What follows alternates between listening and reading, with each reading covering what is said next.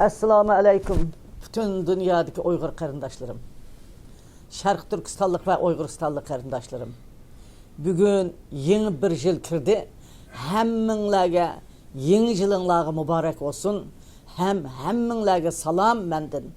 Ali ihtiram. Bu yeni kirgen bir yıl gerçi 2025'ni şundak kabahat bilen, şundak capa muşakkat bilen, şundak azap okubatlar bilen ötkizgen bolsak mı?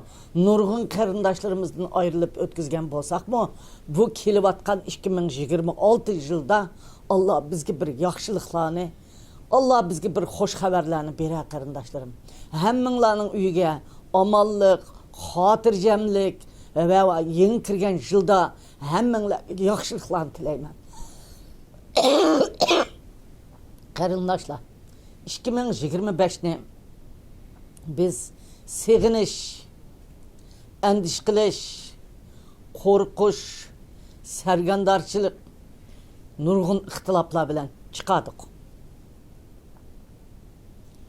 Biz bu 2025 ichida 2026'da biz emas, nurgun millatlar dünyanın hem yerde nurgun ümitler bilan kirib ketyapti.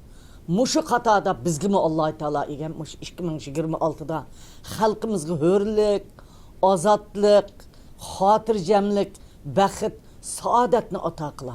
Hemminlarning tilagan tilakları ijobat olup, aşı lagirdeki qarindaşlarımız, ziyalilerimiz, xalqimiz, balalarımız, kızlarımız turmudun, lagirdin azat bolgusi. Muş 2026'da dünya vaziyetida bir yaxşılıkla dünyaya kelip bizning xalqimiz özünün hörlikiga erişidigan bir kunga erişidigan bir yıl bolup qagısı qarindaşlar.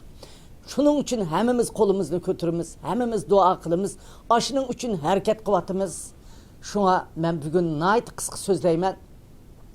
2026 yılı hemminlarning tiliga icabet olsun, hemmimizning tiliga icabet olsun. Muşu Uygur Amerika uyuşmasiga ötüp ketken yıllarda Uygur Amerika uyuşması Yüvey Çarpı'nın heli yaxşı işlerini kılıp nurgun yaxşı işler bilen yeni bir yaşlığı ötküzüp yerde Uygur Amerika uyuşması.